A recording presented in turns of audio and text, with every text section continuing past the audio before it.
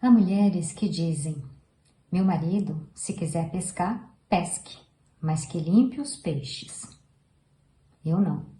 A qualquer hora da noite me levanto, ajudo a escamar, abrir, retalhar e salgar. É tão bom, só a gente, sozinhos na cozinha. De vez em quando os cotovelos se esbarram. Ele fala coisas como: este foi difícil, prateou no ar dando rabanadas, e faz o gesto com a mão. O silêncio de quando nos vimos pela primeira vez atravessa a cozinha como um rio profundo. Por fim, os peixes na travessa, vamos dormir. Coisas prateadas espocam. Somos noivo e noiva. Acabo de ler a poesia Casamento, de Adélia Prado, e eu vou usar essa poesia como argumento para discorrer um pouquinho sobre esse livro do Byung-Chul Han, O Desaparecimento dos Rituais. Byung-Chul Han é um filósofo sul-coreano que fez seus estudos na Alemanha, já falamos sobre ele em outro vídeo anterior. E nesse livro ele vai falar sobre o quanto esse tempo que nós vivemos no que ele chama de sociedade de desempenho ou sociedade do cansaço, como esse tempo nos coage a uma produção tão rápida que não temos mais tempo para os rituais e expulsamos os rituais, esses rituais estão desaparecendo da nossa vida.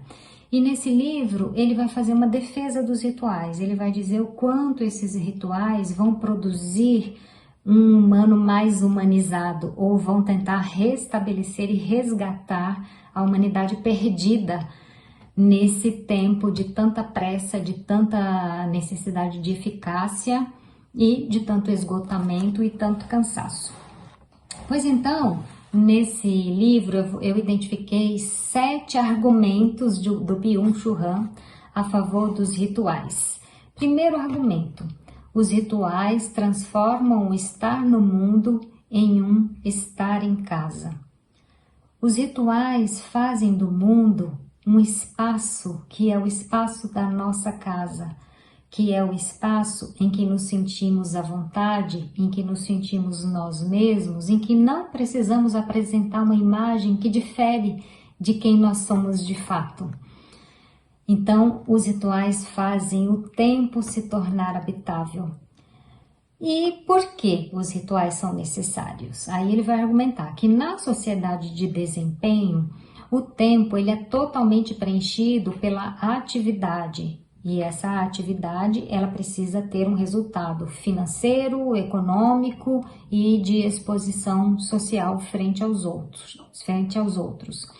Então, essa nossa sociedade, o tempo todo, ela é regida pela necessidade de produção, o que o Byung-Chul Han vai chamar de positividade. E o tempo que se esvai nesse transcurso, ele não é habitável. E aqui, essa poesia vai falar sobre o estar em casa. Os rituais nos levam a sentir que estamos em casa. E ela diz, a poeta diz: só a gente, sozinhos na cozinha. Quer lugar da casa mais íntimo do que a cozinha, né? O espaço onde nós cuidamos. A cozinha é o lugar do cuidado. Então os rituais nos posicionam nesse lugar do cuidado, em que cuidamos e somos cuidados. Segundo argumento a favor dos rituais: os rituais estabilizam a vida. De certa forma, os rituais alinham nossas emoções. Quando nós saímos às ruas, saímos à vida, muitas vezes as nossas emoções se desorganizam no enfrentamento das atividades. Mas os rituais ajudam essa bagunça das emoções se realinharem ou se alinharem novamente num sentido mais harmônico. E por que os rituais são necessários? Mais uma vez, essa sociedade de desempenho, ela nos coage a uma produção que nos exaure, nos consome por dentro e extrai de nós nossas possibilidades de acesso aos nossos próprios recursos. na sociedade de desempenho, inclusive a emoção se tornou um objeto de consumo. Então a emoção não é algo que não é algo que eu habito. A emoção é quase que um objeto. A emoção também é objetificada. Então o sujeito do desempenho, propõe Han, contempla apenas a si mesmo e se tornou narcísico. Então, para o Byung-Chul Han, a emoção ela se tornou esse objeto narcísico e os rituais me ajudam nesse alinhamento com as emoções. O fragmento que eu selecionei é: a qualquer hora da noite me levanto, ajudo a escamar, abrir, retalhar e salgar. É tão bom? Imagine! Escamar, abrir, retalhar e salgar. Escamar, abrir, retalhar e salgar. É tão bom! Esse é o ritual para Adélia Prado. Sinceramente, este não é o meu ritual. Mas qual é o meu ritual? E qual é o seu ritual? Qual hábito, qual prática te ajuda a realinhar essas emoções a ponto de você dizer: é tão bom? Um dos rituais que me ajuda a alinhar minhas emoções é uma caminhada. Uma caminhada, principalmente em algum lugar onde haja uma natureza visível, né? Um lugar arborizado, onde haja passarinhos para a gente observar, onde haja a vegetação, onde haja o brilho do sol sobre a vegetação. É tão bom um passo além do outro e olhar novamente a pedra e olhar a árvore e olhar a folha. É tão bom. Qual é o teu ritual que te leva a sentir essa cadência que estabiliza as emoções a ponto de você dizer: é tão bom? Terceiro argumento do Byung-Chul Han acerca dos rituais. Os rituais produzem uma distância de si, uma transcendência. Eles despsicologizam, desinteriorizam seus atores, isto é, remetem-nos para fora, para o outro, para o estranho a si mesmo. Aqui o Byung-Chul Han, ele faz uma crítica ao excesso de psicologização, né? Em que tudo na minha experiência de viver eu tenho que analisar a mim mesma, eu tenho que o tempo todo ficar olhando para mim mesma, contemplando a mim mesma. Esse é um tipo de narcisismo. E os rituais me tiram desse eu mesma e me lançam para fora, para o outro, para o estranho, para o que eu não conheço. A poeta, ela mesma não vai pescar. Esse marido vindo com os peixes talvez seja algo a princípio estranho a ela, mas o fato dela ter tanta comunhão com esse homem talvez a aproximou, né, dessa experiência de pescar ou dessa experiência com os peixes. Então os rituais produzem uma distância de si e uma transcendência. A poeta diz: o silêncio de quando nos vimos pela primeira vez atravessa a cozinha como um rio profundo. O que é um rio profundo? Esgotamos essa profundidade do rio? Acho que nessa poesia o que ela está querendo dizer é que não esgotamos, né? Um rio profundo é algo tão grande, tão maior do que eu, e é para lá que eu vou quando eu participo de um ritual.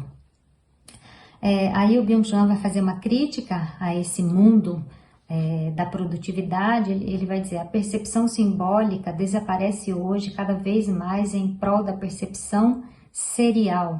Então, nesse mundo, nós enxergamos tudo em série, tudo repetido, numa produção exaustiva, inclusive de si mesmo. Aqui eu me lembro das produções do Andy Warhol, um artista norte-americano que fazia as imagens em série, por exemplo, Elizabeth Taylor, Marilyn Monroe, várias imagens em série, com cores diferentes, mas a mesma imagem, sem profundidade, apenas aquela superficialidade da imagem. Então esse mundo da produtividade superficializa, não temos mais condição de saber o que é um rio profundo. E o ritual, pelo menos como retratado aqui pela Adélia Prado, nos ajuda a entender que existe um profundo, e que esse profundo, por mais que eu não seja capaz de abarcá-lo totalmente, eu posso contemplá-lo, eu posso me aproximar dele.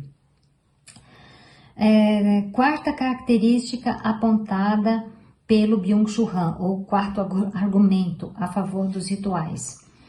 Os rituais marcam o compasso cíclico da temporalidade. A repetição é a característica essencial do ritual. A qualquer hora da noite me levanto, ajudo a escamar, abrir, retalhar e salgar. A qualquer hora da noite me levanto, ajudo a escamar, abrir, retalhar e salgar. Um dia ele chega meia-noite, outro dia ele chega às 2 da manhã, outro dia ele chega às 11 da noite, a qualquer hora. Eu me levanto e repito. Então existe esse compasso cíclico, essa repetição que não é uma repetição que não é meramente exaustiva, no sentido de não exaure as forças. Pelo contrário, nessa repetição eu reencontro as minhas forças. Esse é o argumento do Byung-Chul Han. Essas repetições, para o Byung-Chul Han, estabilizam e aprofundam a atenção. É um aprofundamento da atenção e não uma busca de outro objeto e outro objeto e outro objeto. É o mesmo objeto em camadas cada vez mais profundas. Bom,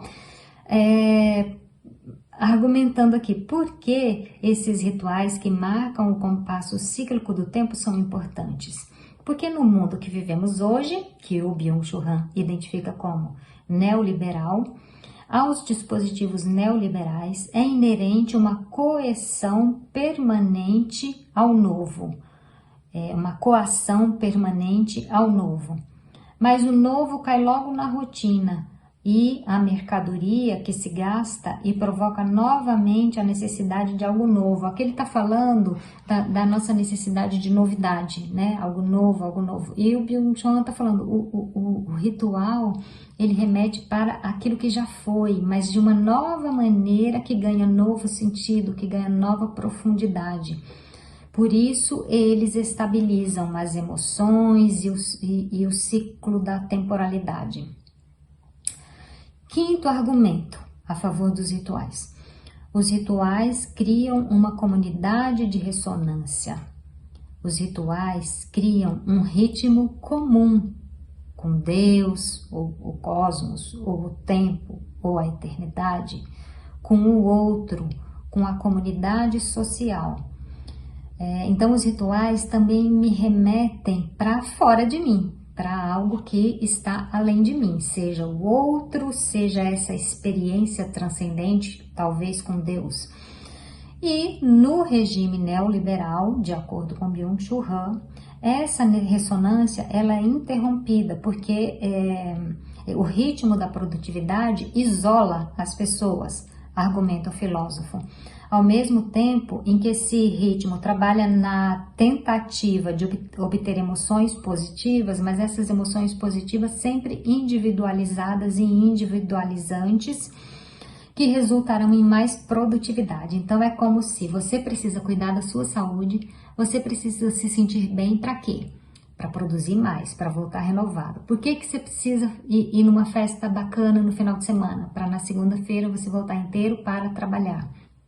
É como se no regime neoliberal tudo estivesse na centralidade da economia. Todo autocuidado seria uma forma de produzir mais. E o Byung-Chul Han está dizendo, o ritual ele tira desse ritmo de produção. Por que você vai entrar numa comunidade de ressonância com o outro? Para você experimentar o que é viver. Para que você, junto com o outro, experimentem o que é viver. Se lancem para o que há de mais profundo na experiência de viver. Sexto argumento a favor dos rituais. Os rituais são processos narrativos que não podem ser acelerados. Processos narrativos que não podem ser acelerados. Os rituais, eles não têm pressa. Então, de vez em quando, os cotovelos se esbarram. Ele fala coisas como: este foi difícil. Prateou no ar dando rabanadas e faz o gesto com a mão. A narrativa e uma outra narrativa. Então, os rituais são processos narrativos em que a experiência da narrativa é uma experiência criadora e recriadora. Mas o sujeito do desempenho narcisista, este da sociedade do desempenho, ele sucumbe por acumulação fatal da libido eu. É sempre o eu, enaltecendo a mim mesma e cada vez mais. Esse sujeito explora-se voluntariamente e fervorosamente até colapsar. O mundo desaparece, o eu vai se tornando cada vez maior e mais pesado. Os rituais aliviam esse peso do eu. Super importante aliviar o peso do eu. Então eu, que sou uma psicóloga, lendo uma obra dessa, penso, bom, mas a psicologia, ela não me faz voltar para o meu eu e analisar o meu eu? Eu diria, tem um limite, tem uma hora que você tem que sair um pouquinho do seu eu, olhar o fora, né? Esse olhar o eu repetidamente, exaustivamente, isso vai se tornando uma experiência muito pesada. É preciso